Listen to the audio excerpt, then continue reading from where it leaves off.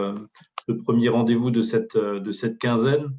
Nous avons souhaité en effet répondre à l'actualité qui a choqué le monde des enseignants en France et sans doute un peu partout dans le monde par l'organisation d'une quinzaine citoyenne. L'école apprend la citoyenneté. Nous ne sommes pas sur les valeurs de la République, nous sommes sur des questions d'éducation à la citoyenneté. Comment, d'une certaine façon, répondre aux enjeux et aux défis interculturels ou religieux là où nous sommes implantés, là où, d'une certaine façon, nous avons peut-être à apporter, je pense, en tout cas par l'éducation, des réponses concrètes et aux enseignants et aux élèves. La MLF est confrontée à ces défis par son nom même, Mission laïque française. Donc, il est j'allais dire presque naturel que nous emparions de cette question. Je ne sais pas si Philippe Gaudin sera présent avec nous ce soir. Il pourra peut-être intervenir lorsqu'il nous rejoindra en fin de session, mais il est intéressant de relever que l'Institut européen en sciences des religions, Philippe Gaudin est membre du conseil scientifique de la MLF et directeur de cet institut, l'école pratique des hautes études, s'est proposé de construire un parcours de formation à l'attention des enseignants pour, d'une certaine façon, aller au-delà de ce rendez-vous que nous avons ce soir, modeste, bien entendu, et je remercie vivement, la MLF remercie vivement nos trois collègues, donc Dominique Javel, proviseur du lycée Nar Ibrahim Jounier au Liban, Saed Haider, qui est directeur adjoint libanais au lycée Verdun à Beyrouth, et Najla Oli, presque j'ai envie de dire qu'on ne présente plus parce qu'elle est très active dans le réseau de la Mission laïque française depuis bien longtemps. Najla Oli, elle est directrice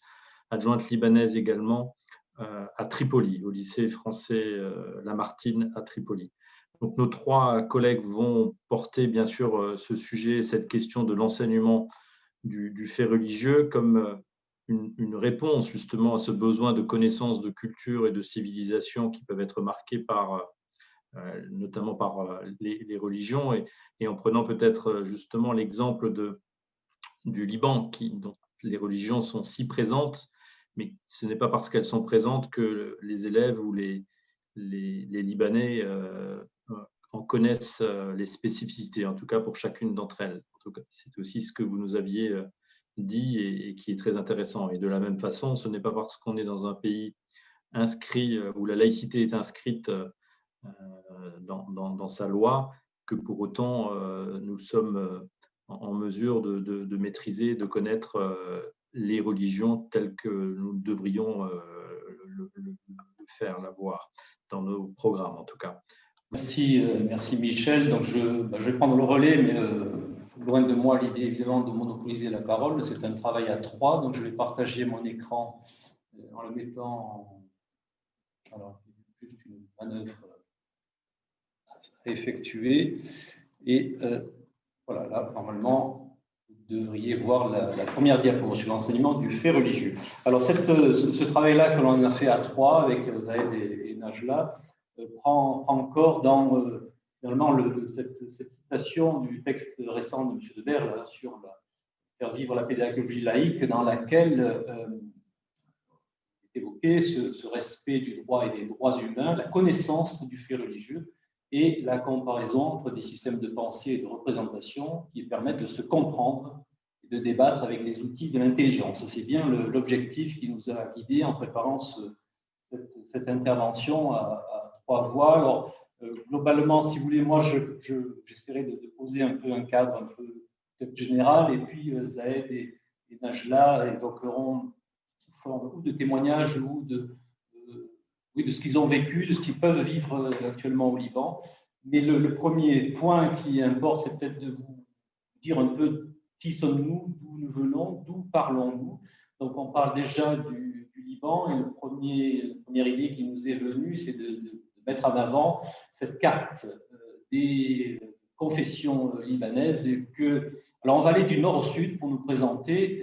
Donc, c'est tout d'abord Najla qui va prendre la parole, puisqu'elle est au lycée Alphonse Lamartine à Tripoli. Donc, je lui laisse la parole pour à la fois se présenter, puis pour évoquer aussi cette carte.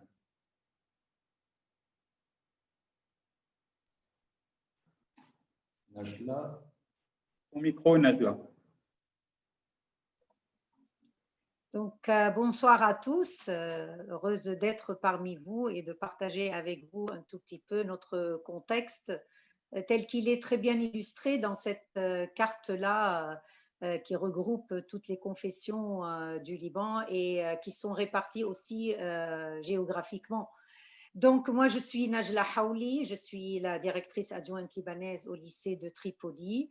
Et peut-être, je peux prétendre que peut-être parmi les présents, je suis la plus ancienne, la plus vieille de la MLF, puisque j'ai 35 ans à la mission laïque française cette année. Mon parcours, il a évolué avec le parcours en fait du lycée. Au début, moi, j'ai commencé ma carrière de professeur de langue française. Entre 1979 et 1985, j'ai enseigné dans les différents établissements religieux de privés, puisque les privés sont religieux au Liban, et les trois étaient religieux. Et puis en 1985, l'année où j'ai été embauchée au lycée en tant qu'enseignante de lettres, c'était l'année où on a quitté Tripoli. Donc le lycée qui était entré à Tripoli avait un peu, s'était éloigné une sorte à 3 km de la ville et on était dans un emplacement juste toujours très proche de Tripoli, mais pas au cœur de la ville. Et c'est une zone du point de vue religion différente que Tripoli. Et donc, on est resté là. Moi, j'ai été professeur de lettres depuis 1985 jusqu'en 1995 au lycée de Tripoli, donc 10 ans d'enseignement. Et en 1995, j'ai été nommée directrice adjointe libanaise, mais en plus avec la casquette CPE, c'est-à-dire de 1995 jusqu'à 2014, j'ai été CPE et directrice adjointe libanaise. Donc, ceci m'a permis vraiment de me pencher et d'être vraiment à l'intérieur de la vie de l'établissement, de cette vie sous-jacente qu'est la vie scolaire et qui n'est pas uniquement la classe. En 2014, donc j'ai abandonné la vie scolaire parce que l'âge oblige et qu'il fallait un nouveau sang dans l'établissement. Et donc, et jusque-là, je continue à exercer mes fonctions de directrice adjointe libanaise. Sur ces années-là, j'ai accompagné le lycée donc sur une migration sur 3 sites. Et ces 3 sites, c'est significatif parce que de Tripoli, qui était une ville à casquette, comment dire, majoritairement sunnite, avec toute une histoire ancrée dans l'arabité, etc., de par l'histoire de Tripoli, vers la zone du Koura. Et la zone du Koura, c'est une zone qui est essentiellement, qui est un peu mixte, mais qui est essentiellement grec-orthodoxe du point de vue religion. Donc, on était dans le Koura, juste à côté de Tripoli, donc quelques kilomètres. Et puis, depuis 2006, à l'année 2006, on est monté un peu plus haut, vers encore plus dans le Koura, et on est actuellement sur un site qui est vraiment un carrefour entre Tripoli, entre le Koura et entre Zghorta. Donc, c'est ajouté à notre zone géographique, la zone de Zghorta, qui est et c'est drôle parce que c'est vraiment un triangle avec une zone complètement musulmane sunnite qui est Tripoli, la zone du Koura qui est grec orthodoxe et la zone de Zghorta qui est le fief des Maronites. C'est vraiment le fief des Maronites au Liban Nord. Et ces zones géographiques non seulement sont différentes du point de vue religion, mais même culturellement, puisqu'il y a beaucoup de cultures différentes entre ces zones-là. Donc, ceci nous a amené à vivre et vraiment à expérimenter une mixité de la population qu'il fallait prendre en charge, qu'il fallait amener à s'accepter, notamment que ces trois zones géographiquement entre les années 72 et les années 80, eh bien, ils ont vécu même des guerres politiques. Et quand je dis guerre dans le sens bombardement, obus, bataille, mort entre Sghorta et Tripoli, entre Sghorta et le Koura. Et donc, il y avait eu vraiment une vraie guerre civile entre ces trois zones. Et puis, le lycée arrive, il se positionne comme carrefour sur cette zone-là. Et vraiment, ça a été une expérience unique, je pense, par rapport à nos autres établissements et aux autres établissements de la zone, parce que c'était un défi à relever. Généralement, les établissements se positionnaient dans les zones où ils sont, selon les établissements religieux, selon leur zone d'appartenance religieuse. Là, nous appartenions à trois zones géographiquement, culturellement et confessionnellement différentes. Et donc, on a plein d'histoires à vous raconter sur Tripoli. Bien, un peu plus au sud, donc le lycée Nari Ibrahim, dont je suis le proviseur. Alors moi, je suis là à titre d'abord d'historien, parce que j'ai une formation d'histoire, et puis j'ai pu faire un doctorat en histoire religieuse à l'université publique. Donc c'est une question qui m'intéresse depuis très longtemps. Concernant mon parcours également, j'ai eu la chance d'être proviseur dans les trois personnel de direction dans les trois grands réseaux de la MLF, c'est-à-dire le Maroc, l'Espagne et le Liban, qui sont des pays fortement marqués par la question du fait religieux. Alors, bon, c'est vrai qu'il y a très peu de pays qui ne sont peut-être pas marqués par tous sont marqués par le fait religieux, mais ces trois-là que j'ai visités et dans lesquels j'ai travaillé sont fortement marqués par cette présence très forte des faits religieux, ce qui m'a amené à travailler sur cette question-là. On aura l'occasion d'en reparler. Un peu plus au sud de Beyrouth, maintenant, Zahed. Bonsoir à toutes et à tous. Bon, je suis Zahed Haider, je suis directeur adjoint libanais au lycée franco-libanais Verdun de Beyrouth. Je travaille dans l'établissement depuis 1994. Où j'ai occupé plusieurs postes. Donc, au départ, j'ai été professeur de mathématiques pendant 5 années, puis j'ai été CPE pendant 15 ans, et depuis 2013, j'ai pris mes fonctions de directeur adjoint libanais. Donc, une longue expérience à la MLF, parce que même à la base, je suis un ancien élève de la mission laïque française, dès le plus jeune âge, un ancien de Verdun et un ancien du lycée Abdelkader. J'ai pu, si vous voulez, observer au fil des années un glissement vers des positionnements de plus en plus communautaristes sous l'effet d'une transformation politisée de la société. Je dis dans un Liban où la religion joue un rôle officiel dans toutes les composantes de l'État, un pays qui vit dans un climat d'absence de confiance et un climat où chaque communauté se sent menacée par l'autre, même, je dirais, au sein de la cour de récréation. Donc voilà, donc je suis là, si vous voulez, pour faire un petit témoignage aussi de mon vécu pendant tous ces nombres d'années. Voilà. Alors j'ai oublié de préciser que le lycée Nahar Ibrahim, c'est-à-dire le lycée du ruisseau d'Abraham, est situé, vous le voyez, en zone maronite, hein, mais implanté sur une commune chiite. Donc même dans les zones maronites, on trouve aussi diversité des faits religieux. Alors, on n'oublie pas non plus les deux autres établissements du réseau MLF, hein, qui sont le grand lycée, qui est situé à Verdun, plutôt, donc à Chrafier, une zone plutôt chrétienne, et puis le lycée Abouch-Nabatillé, qui lui est pour le coup en zone chiite.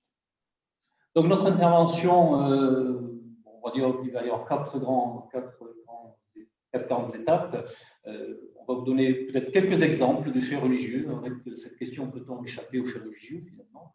Ensuite, comment on peut approcher cette notion à l'aune des lois françaises, en développant ensuite les débats, mais développant, ce sera assez rapide, les débats qui ont eu cours depuis les années 80, qui vont fixer plus ou moins la notion de faits religieux au singulier ou au pluriel.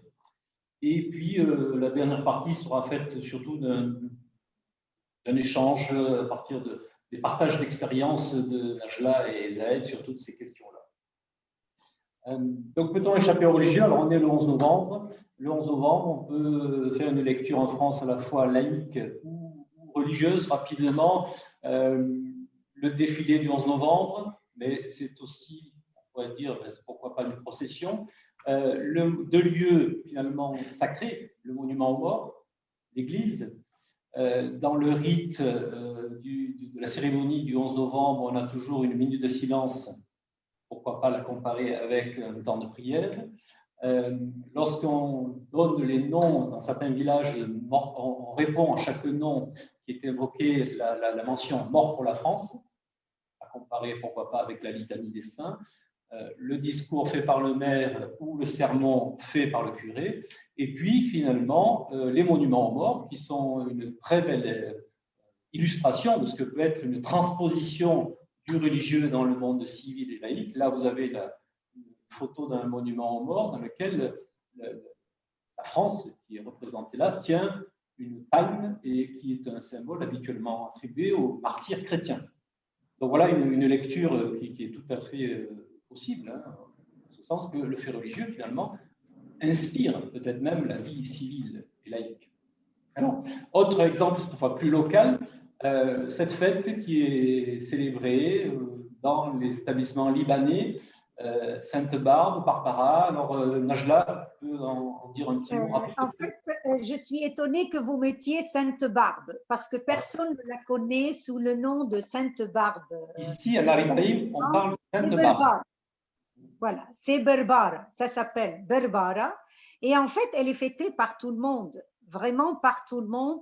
Et c'est fêté non pas du tout dans la tradition divine ou religieuse. Le religieux n'intervient absolument pas sur cette fête, alors qu'à l'origine, elle est faite parce que chaque communauté, chaque localité s'est appropriée en fait l'histoire de Berbara, et chacun l'a faite à travers des rituels et des symboliques différentes. C'est ainsi, par exemple, que c'est la fête du blé pour les gens de Tripoli et du Akkad, c'est la Zambo pour les Grecs orthodoxes et la Barbara pour les Maronites, etc. Et en fait, quand on l'a faite avec l'ensemble de nos élèves et dans nos établissements, on fait tout. L'histoire de Barbara qui, pour s'échapper, pour avoir la liberté de ses croyances et pour s'échapper vraiment au dogme de son père, elle a dû s'enfuir, déguisée, et à travers des champs de blé, et parce que les grandes épis la protégeaient et camouflaient son passage. Et donc, nos élèves se déguisent pendant cette période-là. On fait des concours de déguisement autour de la Sainte-Barbe, pas du tout dans le sens où c'est religieux. Les Ambos à Tripoli, Elmina, c'est un rituel. Ils font une procession dans les rues d'Elmina de Tripoli. Ils s'enduisent le visage de noir, de peinture noire, de suie, pour symboliser le fait qu'elle s'est déguisée pour se protéger, pour qu'on ne la reconnaisse pas. Et il y a des plats faits à partir du blé. Et on se les échange entre les voisins. Je prépare un plat que j'amène chez le voisin m'envoie un plat, etc. Et du coup, il y a 3 de nos valeurs principales qui sont célébrées à travers cette fête religieuse, mais qui ne revêt pas ce caractère religieux et où le religieux n'apparaît pas. La solidarité avec Barbara pour la protéger, les gens voulaient la protéger, le partage à travers tout le rituel du blé et la liberté. On aide Barbara à s'enfuir à vraiment vouloir pratiquer ses convictions et ses croyances. Donc tout cela, c'est un parcours narratif, un parcours éducatif et pédagogique qu'on peut utiliser dans nos établissements et sur lequel on travaille dans nos établissements. C'est quelque chose qui fait, c'est un moment dans nos établissements où l'ensemble de notre communauté travaille, partage, met en valeur cette ou ces valeurs-là qui sont de l'ordre de l'universel par rapport à une croyance qui, au fil des années, a été partagée et a perdu son caractère divin, ou plutôt on n'a pas mis l'accent sur le caractère divin de la cérémonie. Et je trouve que ça, c'est ici, à travers tout le parcours sur lequel on va travailler, et on va, avec nos élèves, je trouve que là, on peut très bien enseigner tout ce fait, ou ce moment factuel de la vie de Barbara à travers on peut partager plein de valeurs sans pour autant rentrer dans le divin, sans pour autant rentrer dans la volonté de discuter les croyances de quelqu'un ou de le convaincre d'une croyance, etc. Et je pense que ça, c'est quelque chose qui se multiplie dans le calendrier libanais, ces événements-là, et ça nous permet vraiment d'approcher ce sujet sans pour autant rentrer dans la religion, mais plutôt dans les faits. Alors c'est aussi la présence du fait religieux à l'école, c'est aborder certains faits culturels. Alors j'en cite 2 ou 3 là, notamment la question par exemple de la grande mosquée de Paris, là toujours en lien avec la Première Guerre mondiale. On peut s'étonner de la présence d'une mosquée à Paris, mais on s'étonne moins si on sait dans quel objectif elle a été construite, c'est-à-dire honorer les musulmans qui se sont battus aux côtés de la France en France plutôt, lors de la Première Guerre mondiale. Et là aussi, c'est une intégration du fait religieux dans le parcours, qui peut tout à fait être intégré dans le parcours scolaire. Ça évite aussi, connaître le fait religieux, d'éviter de dire n'importe quoi, comme ce tableau. Là, c'est la sociologue Danielle Hervieux-Léger qui avait évoqué cette anecdote. Dans cette image-là, certains élèves voyaient un conquérant espagnol attaqué par les Indiens, puisqu'il était criblé de flèches. En fait, il s'agit de ce tableau célèbre de Saint-Sébastien de Vienne. Et toujours dans les erreurs que l'on peut dire, alors beaucoup plus récentes, ce tweet qui a été publié il y a quelques jours avant les élections américaines, où on écrit que la conseillère spirituelle de Donald Trump donne une messe et fait un sermon pour sa réélection. Évidence criante d'une ignorance religieuse, c'est-à-dire que, évidemment, on sait très bien dans l'Église catholique déjà que les femmes ne célèbrent pas, la messe, on ne donne pas une messe, on célèbre une messe, et en fait, c'est une prédicatrice baptiste qui est tout simplement un sermon. Donc, ça évite de dire n'importe quoi, et surtout sur le fond, mais je pense qu'on aura l'occasion d'en reparler. Ce qui est touché du doigt là, dans l'enjeu de l'enseignement du fait religieux à l'école, c'est de lutter contre les ignorances. On va avoir l'occasion d'en reparler plusieurs fois. On entend souvent parler de choc des civilisations, mais Abdelnour Bidar, par exemple, et d'autres après lui, parlent aussi de choc des ignorances, voire d'analphabétisme religieux. Donc on en est là, mais en même temps, c'est quelque chose qui peut faire peur, qui peut dérouter. Et d'où l'importance d'avoir cette approche laïque du fait religieux pour s'insérer ou s'inscrire dans une approche scientifique. Alors, parler d'enseignement laïque des faits religieux à l'école laïque, ça paraît un pléonasme. Je pense que le simple terme d'approche du fait religieux dans l'enseignement laïque est évidemment de bonne loi. Vous avez là l'article 12 de la Charte de la laïcité qui rappelle ce principe-là, les enseignements sont laïques.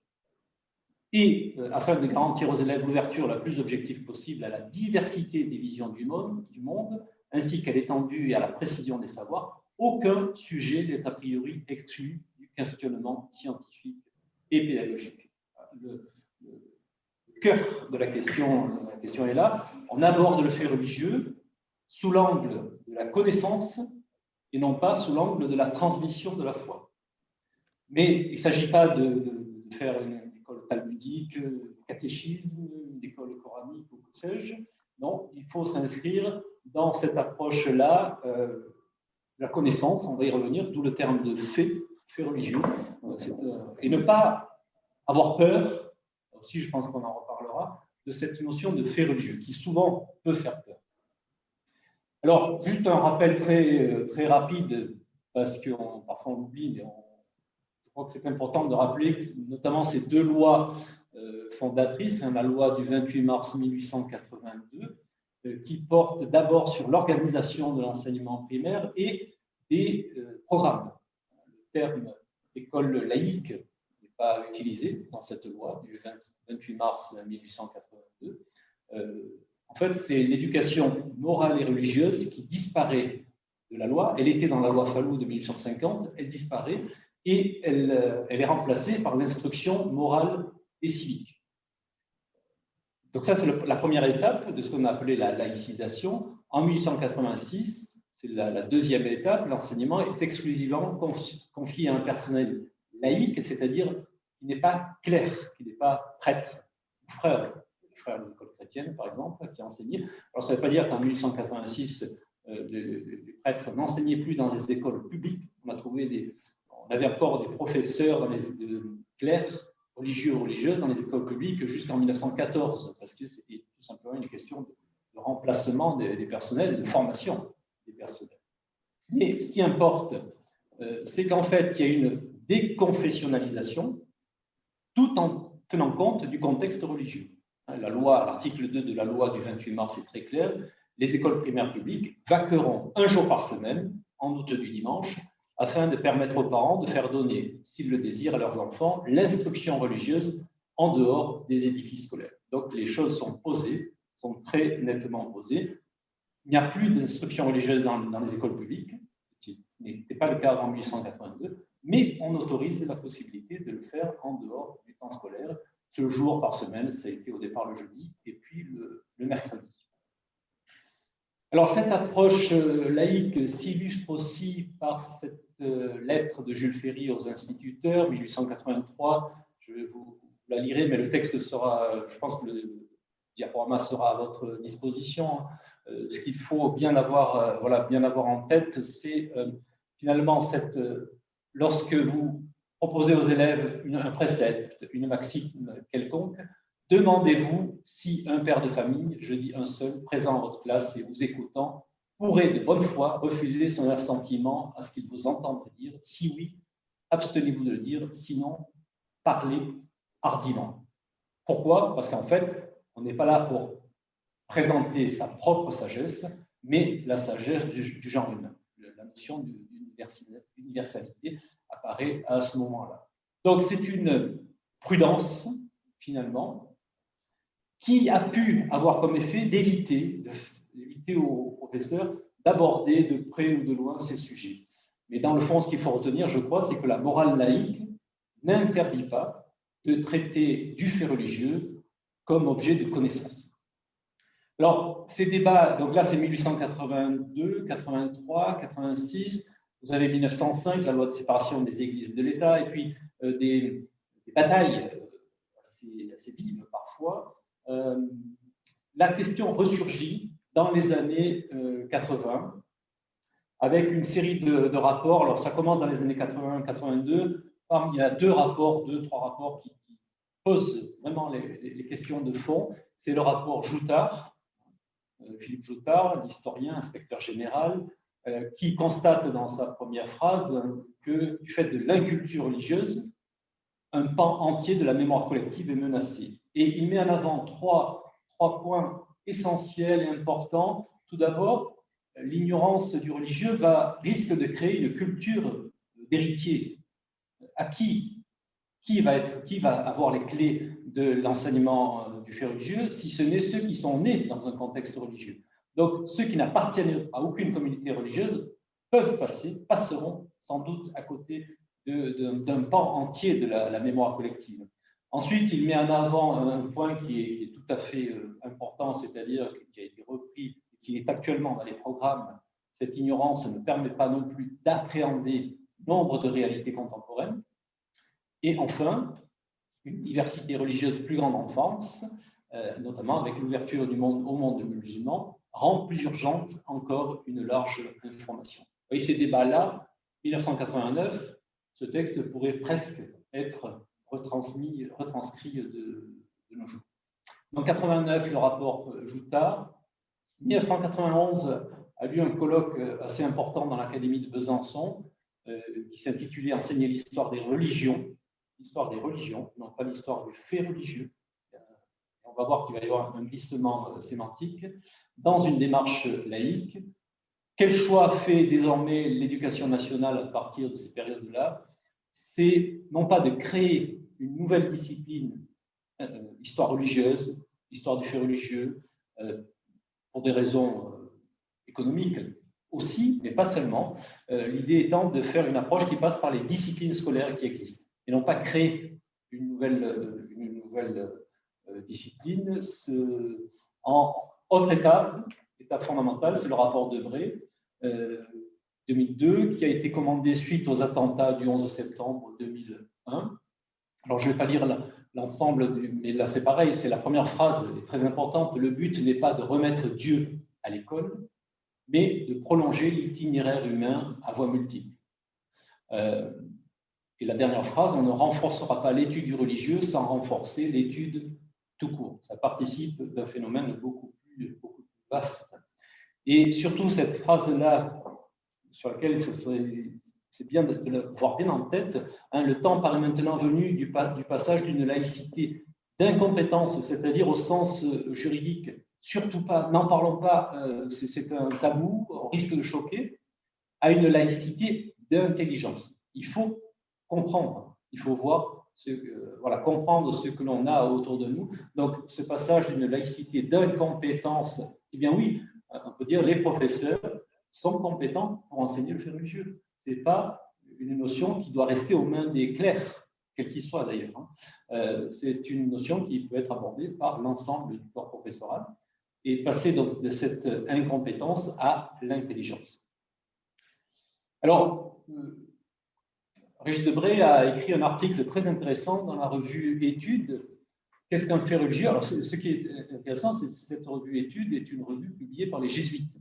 Vous voyez qu'on est là dans je pense, une appréhension tout à fait honnête, solide, correcte du fait religieux. Alors, qu'est-ce qu'il dit dans cet article-là, dont je vous donne les grandes lignes? La problématique, c'est en gros, est-ce qu'on peut identifier un objet clair, un objet d'enseignement clair et distinct, le fait religieux, alors qu'on ne l'a pas mis dans les enseignements obligatoires? On a des maths, du français, de l'histoire-géographie, mais on n'a pas la matière de fait religieux. Pourquoi? Parce que c'est difficile d'abord de le définir, hein, le fait religieux. Comment aborder, et c'est ce qui fait peur sans doute, un univers symbolique dans lequel on va utiliser les mots de foi, de croyance, de conviction, d'idéologie, d'adhésion. Il n'y a pas de science du croire. Il y a les sciences historiques, il y a les sciences dites dures, les sciences mathématiques, les sciences physiques, mais la science du croire, qui est la théologie, n'est pas enseignée dans les universités publiques françaises, sauf celles qui sont encore soumises au Concordat, en Alsace et en Lorraine. Donc, il dit de façon très correcte, honnête, hein, ne le nions pas, le fait religieux est de bonne diplomatie. Pourquoi? Parce que c'est un terme qui s'entend assez facilement, qui se comprend, une expression commode, une expression relativement neutre. On ne parle pas de culture religieuse, on ne parle pas d'événements religieux, donc fait religieux, voilà. C'est de bonne diplomatie. Alors, il va un peu plus loin et ensuite il dit, mais qu'est-ce que c'est qu'un fait? le fait est un point de départ irréfutable. C'est-à-dire c'est quelque chose sur lequel on peut s'appuyer, un fait scientifique. Ça s'applique aux religieux aussi. Là aussi, ça paraît totalement incongru peut-être à certains, mais donc, le fait religieux est aussi un fait qui s'applique de façon scientifique, et il donne 3 critères pour accéder justement à ces faits, à cette incontestable factualité: le volume, la longue durée, l'existence d'empreintes, c'est-à-dire des dimensions communautaires, historiques, c'est le volume, la longue durée, communautaire, le volume, ça concerne un ensemble suffisamment important de personnes, et la dimension culturelle. Il y a des traces, des empreintes. Donc le fait religieux se définit par ces 3 éléments. Et s'il en manque un ou 2 de ces 3-là, la question se pose de savoir s'il s'agit vraiment d'un fait. Et il va un peu plus loin, qui est, je pense, très, très éclairant. Le fait est de l'ordre du on, c'est-à-dire c'est anonyme, c'est diffus, mais constant, pérenne. La foi est de l'ordre du jeu. Et si on a cette distinction en tête, je pense que toute personne de bonne volonté, on va dire, en employant des termes à connotation religieuse, ou toute personne honnête peut faire la part des choses entre le fait religieux et la foi religieuse. Par exemple, on peut dire, on sait que Jésus, l'homme Jésus, a vécu en Palestine. C'est un fait historique, incontestable, validé par l'archéologie, validé par les textes. Quelqu'un qui dit je crois que le Christ est ressuscité, par exemple, là, on est dans l'ordre de la foi. On sait que le Christ a existé, que Jésus, le Christ, a existé, mais je sais qu'il est ressuscité, ou je crois qu'il est ressuscité, on n'est plus dans le même ordre. À ce moment-là, il faudrait dire les chrétiens disent que le Christ est ressuscité. Et là, on est dans le fait religieux. Alors, enseigner, c'est-à-dire aussi avoir des garde-fous, parce qu'affirmer des faits, ok, mais sur quelle base eh bien, si on aborde ces questions-là par la littérature, sur quoi va-t-on se baser? Sur des textes. Si on l'aborde par l'histoire, on se base sur des événements. Par la géographie, on peut l'aborder sur l'espace, qu'est-ce que l'on observe. Si c'est en philosophie, ce sont les concepts. Si c'est en art plastique, ce sont les œuvres. Donc, c'est quelque chose de sensible, de visible, de constant, d'observable. Alors, la question qu'il pose ensuite, et que beaucoup se sont posées, et que j'évoquais en début, singulier ou pluriel, fait ou fait. L'Institut européen, l'Institut de sciences de religion a privilégié les faits religieux, et je trouve, enfin, je ne suis pas apte à juger, mais je me dis simplement par l'expérience, je pense que c'est un choix qui est tout à fait logique, parce que ça permet une approche interdisciplinaire, contextualisée. Il n'y a pas, finalement, est-ce qu'il existe un fait religieux à l'état pur? Je ne suis pas sûr. Et quand on est au Liban, on voit bien que ce n'est pas le cas. Il y a des faits, une pluralité de faits religieux, une pluralité de phénomènes. Et donc, voilà, c'est pour ça que on privilégie plutôt l'expression enseigner les faits religieux. Pour résumer, et après je laisserai la parole à Najla et Zahed, une définition de cet enseignement des faits religieux, c'est une étude de ce qui est observable, qui est incontestable, une étude neutre et une étude pluraliste qui croise les points de vue, ce qui nous conduit à l'enseignement laïque des faits religieux.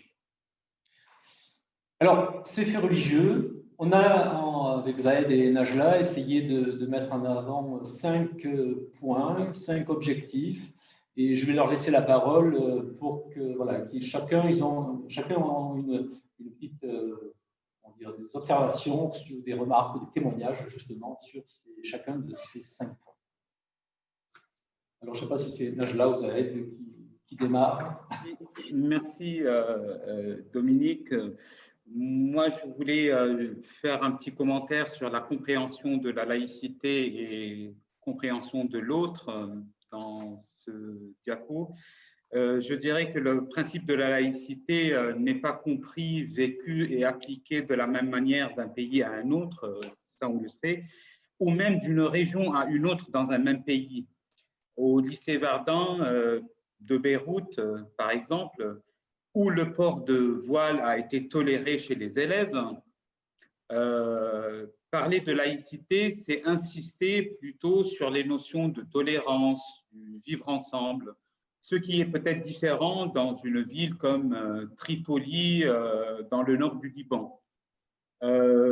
Aujourd'hui, si on demande à des membres de notre communauté scolaire de s'exprimer autour de la laïcité, une grande majorité confond encore entre laïcité et athéisme. Et d'autres préfèrent ne pas en parler du tout, sous-entendant que c'est un sujet source de conflit. Pour comprendre la laïcité, faut-il qu'on adhère à une même définition? Déjà, laquelle? Et puis, c'est qui on? Est-ce les professeurs? Est-ce les parents? Est-ce les équipes de direction qui sont en train de changer tous les 3-4 ans? Et puis, une fois on est d'accord, comment la faire appliquer et avec quelle phase de transition? Parce qu'il y a quand même une histoire, un contexte et une histoire pour chaque établissement et pour chaque région. Et je voudrais aussi mettre l'accent sur l'importance de la compréhension de l'autre. Pour comprendre l'autre, je pense qu'il faut déjà le rencontrer et apprendre à le connaître. Aujourd'hui, malheureusement, avec toutes les crises et tensions que traverse le Liban, nous témoignons des établissements de plus en plus fréquentés par des publics de même couleur. C'est malheureux de le dire. Aussi, rencontrer tout simplement ne suffit pas. Moi, je pense qu'il faut travailler, échanger et produire avec l'autre pour mieux le connaître et le comprendre. À titre d'exemple, en mai 2015, j'ai eu la chance et le plaisir de participer à une action citoyenne dans le cadre du partenariat de la mission laïque française avec l'Académie de Paris, où j'ai accompagné un groupe d'élèves, la délégation Liban-Jordanie, c'était ça la nomination, pour assister à un conseil académique de la vie lycéenne, un CAVL exceptionnel qui a été consacré à une réflexion partagée sur la question de la laïcité. D'ailleurs, si je ne me trompe pas, M. Javel était aussi accompagnateur de la délégation Espagne, du réseau Espagne. Je vois toujours ce beau moment où les lycéens libanais expliquaient le contexte à leurs camarades parisiens avec tous les points communs, mais surtout les différences, pour se mettre finalement ensemble sur la création d'un lexique de la laïcité. Et tout cela pour dire que connaître, ce n'est pas aussi simple. Connaître, c'est également confronter les idées, c'est débattre les convictions différentes. Connaître, c'est également lutter contre les représentations héritées par le cercle familial, voire par l'entourage social et la société. C'est également s'ouvrir vers un autre qui n'a pas nécessairement d'autres croyances, mais qui peut tout simplement être non pratiquant ou même non croyant. Je voudrais rajouter un dernier point, et là je pense à l'éducateur, à nous qui sommes souvent fragilisés par ces questions de religion. Au Liban, voilà, je parle sous contrôle de Najla, il suffit de poser 3 petites questions en début d'entretien pour connaître la confession de celui qui parle. Et vous ne pouvez pas imaginer à quel point les gens s'y intéressent. Voilà. Donc, je dis, il faut donc oser, il faut s'y mettre, il faut que nous soyons formés et outillés. Tout simplement, il faut que nous soyons protégés. Moi, c'est un sentiment que j'ai. Protégés par un programme, qu'il provienne des autorités publiques à travers EduScol ou qu'il soit propre à la mission laïque, pourquoi pas. Voilà. Najla, à toi. Micro. Le micro. Ton micro, Najla. Oui, oui, j'arrive. Donc, c'est ça. En fait, je vais peut-être, Zahid, me raccrocher à ce que tu viens de dire concernant ce terme-là que je ne partage pas. Il faut qu'on soit protégé. Il faut qu'on soit protégé. On se protège quand on se sent menacé. Et cette menace-là, il ne faut pas accepter de la vivre comme ça. Moi, je peux partager de mon expérience personnelle sur la question. Déjà, nous avons un proverbe en arabe qui dit « L'homme est l'ennemi de ce qu'il ignore ». Et nous, au Liban, on ignore les autres. Donc, pendant la guerre libanaise, les régions se sont fermées parce que les gens ne pouvaient plus circuler. Ceci a créé une non-connaissance, un isolement, et c'est cet isolement-là qui a construit cette peur qu'on a de l'autre. Donc, il faut connaître l'autre, il faut connaître tout ce qui le regarde, il faut connaître sa vie de tous les jours et pas seulement le fait de sa religion et de ses croyances, etc. Ces croyances, ça peut venir après que je les discute, etc., si c'est nécessaire. Quand je suis venue à la vie scolaire au lycée de Tripoli, je me trouvais donc avec des familles, des populations de toutes les religions, mais je me sentais très à l'aise, vraiment, j'avais une telle aisance à rentrer avec tout le monde dans toutes les religions par la simple connaissance de quelques anecdotes, de quelques histoires, de quelques idées de toutes ces religions que je côtoyais, parce qu'il s'est trouvé que moi j'avais un grand-père maternel qui s'intéressait beaucoup, par exemple, à l'islam, qui m'a raconté plein de choses autour de l'islam, et je ne manquais pas, lors de mes conversations avec mes élèves, lors de mes conversations avec les parents, d'avancer ce que je savais d'eux. Ce que je savais comme fait, comme des choses factuelles d'histoires, d'anecdotes, et de quoi j'avais peur. Quel était le risque que j'avais? C'était uniquement que ils viennent me dire, me corriger. Non, ça n'était pas comme ça, c'était comme ça. Et quand on reste dans le factuel, il n'y aura pas de conflit, il y aura une correction de la pensée ou de l'idée qu'on vient d'avancer. Et donc, la nécessité de connaître l'autre, de connaître son histoire, de connaître de ses religions, ça ne peut venir que par l'enseignement des faits religieux, parce que c'est le partage du patrimoine mondial qu'on va pouvoir faire. Au Liban, on a cette possibilité. Si on peut enseigner les faits religieux, on a 18 confessions, il y a plein de choses à raconter au niveau de l'histoire, au niveau de la culture, au niveau des personnages qui existent, qui ont fait l'histoire de ces religions-là. Il y a 18 confessions. Attention, on ne peut pas se positionner comme étant la 19e. La laïcité n'est pas la deuxième religion, la 19e confession de tout cet édifice que sont les 18 confessions au Liban. Par contre, la laïcité, cette capacité qu'on a à aller entre toutes ces confessions, à partager, à apprendre et à enseigner, c'est ça ce qui va vraiment être notre outil.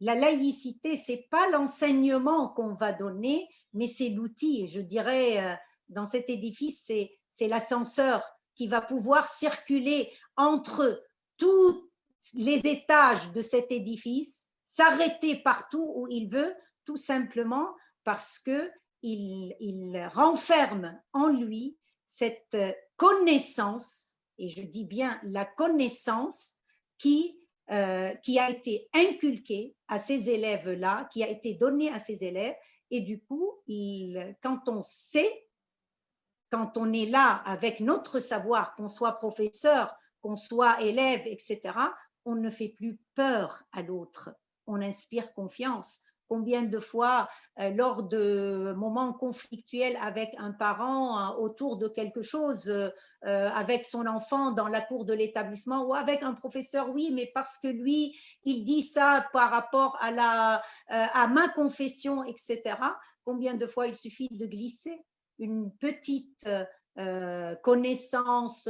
Moi, j'ai utilisé souvent quelques phrases du Coran, quelques phrases, etc. Je les glisse dans ma conversation et du coup, celui qui est en face de moi, il est rassuré. Rassuré parce que je sais, parce que je ne suis plus dans l'ignorance, rassuré que je reconnais ses convictions, ne serait-ce que par le fait de les citer, d'en parler, etc. Et du coup, on normalise la relation avec l'autre. Parce que tant qu'on se sent ignoré par l'autre, on ne peut pas rentrer dans une relation de confiance. Et l'enseignement est une relation de confiance. Et donc, c'est par le biais de cet enseignement-là que nous allons pouvoir aussi construire non seulement une connaissance chez l'autre, mais une relation de confiance entre les différents partenaires qui partagent vraiment ce savoir-là. D'où la nécessité d'outiller les professeurs, d'outiller les élèves, de nous outiller, nous, à multiplier les occasions, à multiplier les possibilités d'échange et de savoir sur l'autre et les autres, parce qu'il y a les autres, pas seulement l'autre en tant qu'être humain, mais les autres. Et à partir de là, l'élève se sentira en confiance et plus à l'aise, et le professeur se sentira à l'aise et plus à l'aise dans cette démarche-là. Donc, la nécessité de savoir et non pas d'appuyer ou de désavouer les convictions de l'autre, c'est ça, parce que nous, on est dans une culture du jugement ici. Les professeurs, combien de fois on a été confronté à des difficultés où un professeur en classe, par exemple, n'ose pas dire à un élève, eh bien, rentre ta croix sous ta chemise, par exemple, ou bien ne fais pas ceci ou cela. Tout simplement, il se positionne automatiquement, parce qu'il ignore, il se positionne automatiquement en possibilité d'être considéré comme un adversaire. C'est ça ce qui doit tomber. On est dans une relation de confiance construite sur le savoir. Et ce savoir, il faut qu'on l'ait nous-mêmes et il faut qu'on puisse le transmettre. Et à partir de là, c'est là la relation est facilitée et il y a acceptation de cette situation. Ça normalise, on n'est plus dans le divin, on n'est plus dans le surnaturel, on est vraiment sur le quotidien de la vie et la présence de nos élèves dans l'établissement et de nos familles dans l'établissement, elle est totalement socialisée et normalisée. Najla, désolé, je vois que l'heure tourne, donc il va falloir qu'on avance. Enfin, on avait fini là, juste sur cette question au Liban. Voilà, une des premières questions qu'on m'a posées quand je suis arrivé, c'est une secrétaire de l'établissement qui me dit, mais monsieur, vous êtes chrétien? Parce qu'ils n'arrivaient pas à m'identifier, puisque je suis français, je n'ai pas un nom libanais qui m'identifie comme chrétien ou pas chrétien. Alors ça, c'est le genre de question inimaginable en France. En fait, ici, au Liban, c'est presque naturel. Juste, je voulais, pour finir, conclure, et peut-être après laisser le temps d'échange avec les participants, ce que disait Zahed, il faut oser, je crois que c'est ça la question de fond, il faut oser à condition d'être formé, évidemment. Ce n'est pas un tabou.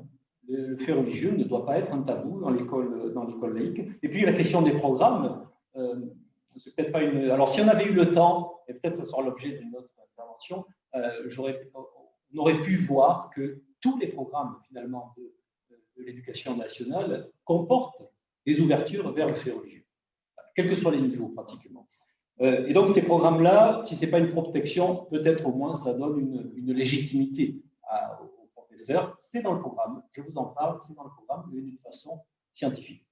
Je finis peut-être, et après on va passer la parole. Alors il y avait encore quelques diapos, mais pourquoi voilà. Il y a quelques diapos, mais je passe très vite parce qu'on y reviendra, ou enfin on vous enverra pour évoquer maintenant quelques ressources. Alors c'est l'IESR, un Institut européen en sciences des religions, qui a des remarquables, je ne sais pas si Philippe Gaudin est là, mais des fiches pédagogiques remarquables sur lesquelles on peut vraiment s'appuyer. Cette association Enquête qui a fait aussi un gros travail sur le fait religieux et la laïcité, et puis les organismes institutionnels, Etuscol et Canopé, qui ont chacun des ressources, et puis trois ouvrages que je vous recommande vraiment, de Isabelle Saint-Martin, qui a été directrice de l'IESR et qui a fait paraître l'an dernier ce livre « Peut-on parler des religions à l'école ?» qui insiste beaucoup aussi sur, on ne l'a pas évoqué, mais l'approche du fait religieux par l'histoire de l'art. Cet ouvrage un peu plus ancien, 2014, un double défi pour l'école laïque, enseigner la morale et les faits religieux. Et puis, alors à titre d'exemple, mais un travail remarquable, le Coran des historiens, qui vient de sortir, 3 tomes publiés par les éditions du Cerf, qui sont en fait une analyse historique, alors c'est vraiment de la recherche, hein, mais facilement accessible, une analyse historique des grands thèmes autour du Coran, de chacune des sourates qui est commentée avec une bibliographie énorme. Alors, ce qui est étonnant, et c'est pour ça que je vous le cite là, ça a été tiré, alors je ne sais plus, pas énormément d'exemplaires, mais enfin au moins 5 ou 10 000, je ne sais plus, c'est déjà épuisé. Donc ça montre bien l'intérêt du grand public pour ces questions-là. Et puis une émission de radio sur France Culture, c'est Isabelle Saint-Martin qui, il y a peu de temps, dans l'émission Le cours de l'histoire, sur enseigner les faits religieux, liberté d'expression et donc les défis de l'école républicaine. Voilà.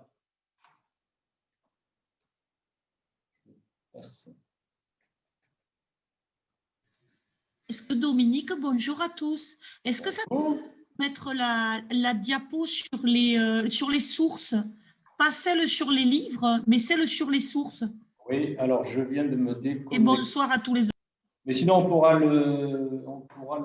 enverra le diaporama. On le mettra à disposition, je pense. Enfin, je ne sais pas si Delphine… Oui, c'est enregistré. L'enregistrement va être mis à disposition j'allais dire, tous ceux qui y sont intéressés, y compris ceux qui, évidemment, n'ont pas participé ce soir, avec les liens que fournit Dominique et donc le diaporama de toute façon, bien entendu. On fera un récap complet de toutes les ressources, parce qu'on voit bien qu'à chaque jour qui passe de cette quinzaine sur la citoyenneté, c'est d'une richesse folle et il faudra qu'on y revienne et qu'on imagine de toute façon peut-être une publication qui récapitule un peu l'ensemble pour donner des outils aux professeurs. C'était l'objectif de ces rendez-vous. Merci beaucoup à Dominique, Najla, Zahed. C'était passionnant. Je regrette qu'il soit déjà l'heure, mais donnons-nous quand même quelques instants d'échange avec la salle. Vous pouvez remettre vos lumières, vos caméras, revenez nous voir dans la salle et donnons-nous encore quelques minutes. Bien entendu, ceux qui doivent nous quitter sans autre forme, n'hésitez pas, on le comprend. Mais ça nous fait plaisir aussi dans ces temps de pandémie mondiale et de confinement qui se généralise, de pouvoir retrouver quelques visages connus, n'est-ce pas, Monsieur Debert? Ouais, j'en profite, merci Michel, pour poser une question. Est-ce que Dominique, Zahed, Najla, vous avez eu l'expérience ou la volonté de stimuler, de la manière qu'on est dans des communautés d'apprentissage, des communautés d'enseignement du fait religieux, puisque ça a été parfaitement décrit, la sensibilité de l'affaire n'échappe à personne. Et plus le collectif enseignant est solide à travailler au sein des établissements ou d'un réseau pour justement construire cet enseignement, cette transmission, et mieux ça vaut dans le dialogue avec les jeunes et avec les familles aussi, qui ne sont pas sans réagir à ces questions. Est-ce qu'on balbutie de ce point de vue? Est-ce qu'il n'y a rien du tout? Ou est-ce que il faut, comme je le pense d'ailleurs, c'est une manière de répondre à la question, le stimuler avec toute l'exigence nécessaire? Oui, c'est le projet qui avait été pensé et initié lors de la rentrée du réseau MLF Liban en 2019. Cette rentrée qui s'ouvrait sous des auspices, si on peut dire, bienheureux. Et puis bon, c'était une collaboration envisagée avec l'IESR. Tout s'est arrêté pour le moment, mais je pense que là, l'intérêt s'aiguisant et se développant, on va pouvoir mettre en place ce travail-là avec les communautés enseignantes. Parce que, bon, voilà, il y a une question. Moi, comment dire, naïvement, je me disais, mais on est au Liban, c'est un pays dans lequel le fait religieux est omniprésent, donc les gens sont pertinents sur cette question-là, sont très au courant de toutes ces questions-là. Mais en fait, non. On s'aperçoit que, comme le disait Najla, chacun est dans sa chapelle, on peut dire, dans sa mosquée. C'est bien ça le sujet, de passer de la foi à la transmission de la connaissance. C'est toute la différence.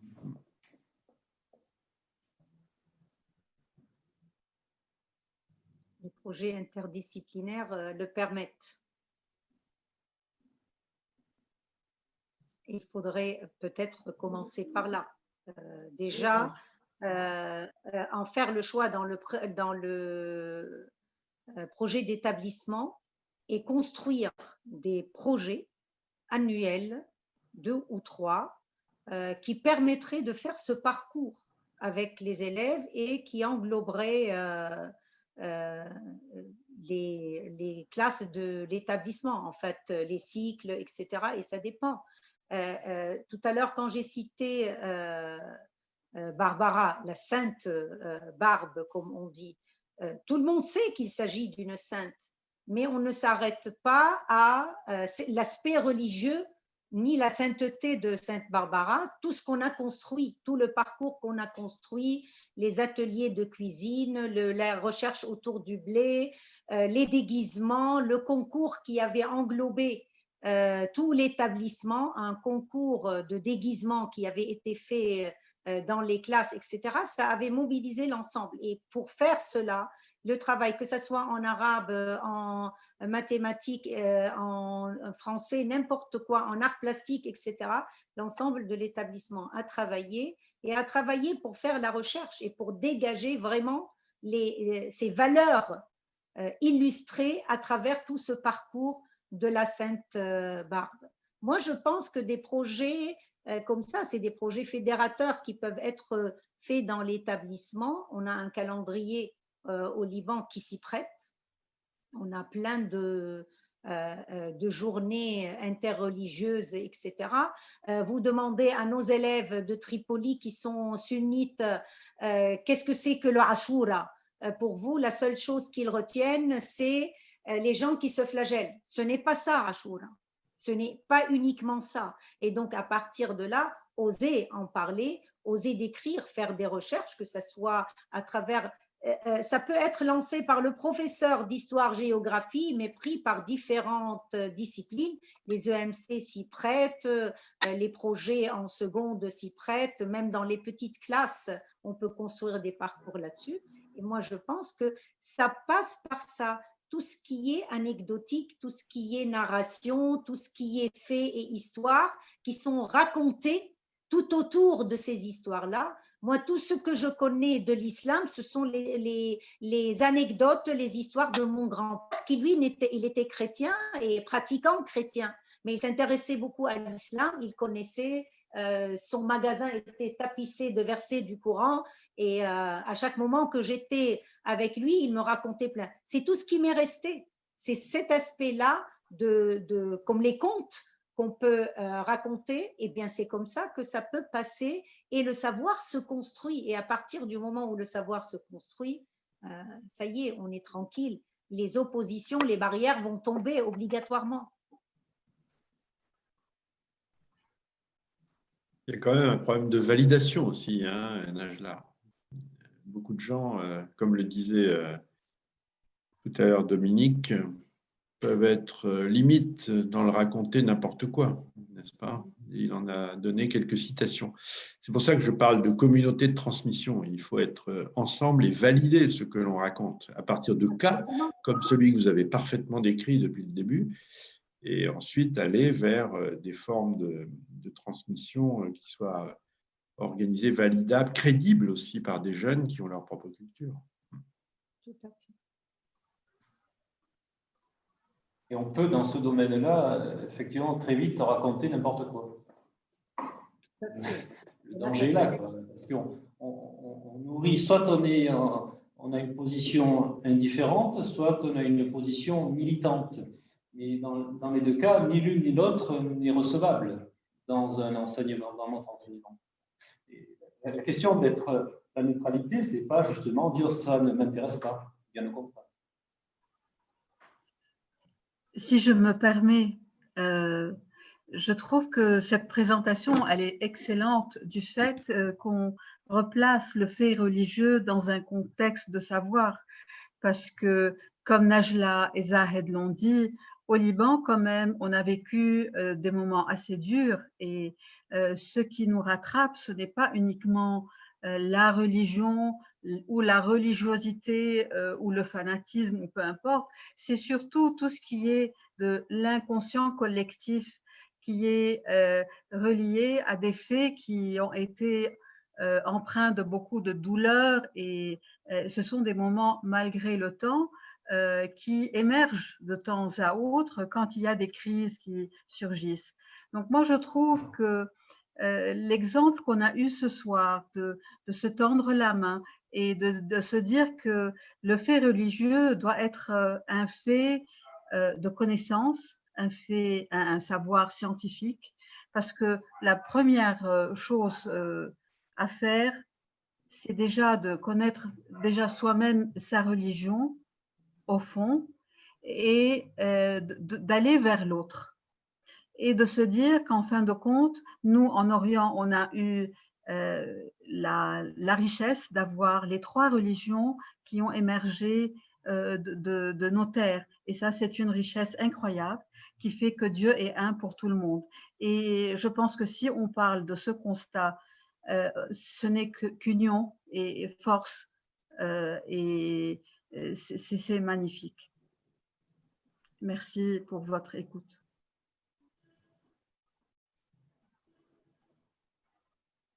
Est-ce qu'on ne pourrait pas créer je ne sais pas, un groupe qui réfléchirait sur cette question-là? C'est intéressant. La question qu'on se posait avec Najla et Zahed, c'est, mais enfin Michel aussi l'évoquait, hein, voilà, une fois qu'on a fait cette intervention, qu'est-ce qu'on fait après? Eh bien, merci. Je n'osais pas vous aborder de front tout de suite et je me suis dit, c'est d'abord l'hameçon d'une heure, ça ne mange pas de pain chrétien ou je ne sais quoi. Non, très sérieusement, oui, il y a le forum et ce sont ces rendez-vous entre pairs que nous organisons et ce sont ces sessions que nous avons pour cette quinzaine. Mais le développement professionnel à l'AMLF a grandi cette année avec la mise en place et à la disposition de toute la communauté enseignante et du personnel d'encadrement d'une plateforme de formation, ce qu'on appelle un LMS, un Learning Management System, où vous retrouvez le forum pédagogique, mais où nous avons également des parcours de formation en ligne. Et j'invite tous nos collègues qui sont aujourd'hui confrontés à l'enseignement à distance, notamment, ou hybridé, de suivre ces parcours ou de les consulter, même, j'allais dire, a posteriori. Il n'y a pas de difficulté, tout ça est en accès libre. Mais on a aussi des communautés d'apprentissage. En tout cas, c'est comme ça qu'on les a intitulées. Delphine pourrait en parler parce qu'elle en anime l'un ou l'autre. Delphine, je pense que tu es mieux que moi placée pour dire de quoi il s'agit et comment nos trois amis pourraient animer un groupe sur cette question de l'enseignement des faits religieux. Alors, merci Michel de me donner la parole parce que c'est vrai que je me suis prise de passion pour ces communautés d'apprentissage qui sont consacrées l'une à l'évaluation au second degré et l'autre à la communauté sur le grand oral. Mais il y a aussi une autre communauté qui est hyper dynamique sur la vie scolaire et qui rassemble donc les personnels désignés et toute personne qui souhaite d'ailleurs échanger sur le sujet. Et on pourrait imaginer effectivement une communauté sur ce modèle-là de la vie scolaire qui est prise en charge par Hervé Saint-Mézard et qui fonctionne très très bien parce que a bien ciblé les objectifs justement. Donc c'est très facile, hein, il suffit, le plus dur, c'est pas la technique, c'est évidemment le reste. Donc si vous le souhaitez, c'est bienvenu. Donc concrètement, c'est un espace, c'est une page sur laquelle on peut écrire à travers un forum d'échange. On peut donc en s'inscrivant à cette communauté, être alerté des différentes visios qui sont organisées. On peut envoyer un message à tout le monde par mail pour si c'est plus simple. On peut déposer des documents et partager des documents. Voilà, c'est assez simple et robuste. Oui, en fait, c'est là où on se dit qu'on a changé de dimension à cette rentrée avec ce LMS. C'est qu'on n'est pas dans le drive que l'on connaît, où on va déposer des ressources, ou même sur un Padlet, où on dépose des choses, et puis les uns les autres consultent, ou on dépose à leur tour. C'est vraiment, véritablement un espace d'animation, d'échange, de forum lui aussi, autour d'une thématique partagée, qui permet aussi de déposer des ressources, mais surtout de les commenter, donc d'avoir des échanges sur ce qui a été déposé. Évidemment, le mieux est d'être un minimum discipliné. Vous avez des sujets sur lesquels il vaut mieux répondre. C'est comme un objet de mail. Vous n'allez pas, si l'objet de mail concerne un tel sujet, répondre sur un autre dans le même message. On essaye désormais de respecter l'objet ou un objet dans un message courrier électronique. Vous retrouverez un peu cette même logique. Dominique, qui est présente aussi avec nous, Dominique Colladoel, est à l'animation d'un groupe maternel qui, là aussi, a vu le jour en fin d'année scolaire dernière du fait de l'enseignement à distance, particulièrement problématique en maternelle. Et les enseignants ne se sont pas démontés, au contraire, ils forment aujourd'hui vraiment une belle communauté. Dominique, je ne sais pas si tu veux là aussi témoigner pour engager encore une fois les collègues et en tout cas Najla, Zahed et Dominique à leur tour de s'emparer de cet outil qui est véritablement passionnant et je pense utile pour tous. Mais sur un sujet comme le fait religieux, vous auriez fort intérêt, et toute la mosaïque qui a été décrite au début de cette intervention était remarquable, à adjoindre à un groupe de travail, à une communauté d'apprentissage, des Libanais, scientifiques, universitaires, dûment choisis pour leur intérêt pour la chose éducative et que ça devienne un véritable travail de coopération et non pas, une fois de plus, un enseignement enfermé sur lui-même. Parce que c'est à la fois d'arriver à poser les choses. Les religions, c'est aussi une affaire de représentation. Et les professeurs ne sont pas les seuls à détenir la façon de cheminer dans l'esprit des élèves. Je crois qu'il est extrêmement important, à la fois par consistance du propos et sécurité de sa transmission, de s'appuyer aussi sur des scientifiques qui pourront vous y aider. Et à ce propos, les universités libanaises, notamment l'USJ par exemple, l'université Saint-Joseph, jésuite, mais un groupe de travail autour du dialogue interreligieux, interculturel. Il y a d'autres universités qui travaillent sur ces sujets-là. On connaît certains universitaires qui pourraient s'associer à ce travail. Moi, je pense que ça pourrait être très, très intéressant. On a également présent ce soir, je ne sais pas s'ils sont encore là, il me semble avoir vu François Clausel ou Abdesamed Hamdoun, en tout cas nos directeurs de centres de développement professionnel à Rabat et Abidjan. J'évoquais en tout début de séance, malheureusement il n'a pas pu nous rejoindre, Philippe Gaudin, qui se propose de travailler en coopération avec nous sur ce sujet, où on pourrait en effet aussi imaginer un parcours de formation qui débouche sur une certification, un diplôme universitaire, avec l'Institut européen des sciences des religions. Je crois que c'est primordial même pour nous, MLF, qui nous revendiquons de l'interculturalité, que de proposer une telle formation au personnel qui le souhaite, ou en tout cas pour qui il doit y avoir là aussi des réponses possibles. Mais tout ceci peut être complémentaire. Il y a une logique en effet universitaire, une logique de recherche, et puis il y a cette animation d'une communauté qui permet aussi d'alimenter la réflexion au long cours, tout au long d'une année, d'apporter peut-être des réponses et de partager des problématiques communes du Liban, mais aussi avec d'autres collègues. Et Dominique a bien évoqué et rappelé son propre parcours du Maroc à l'Espagne et aujourd'hui au Liban, où ces questions naturellement se posent aussi.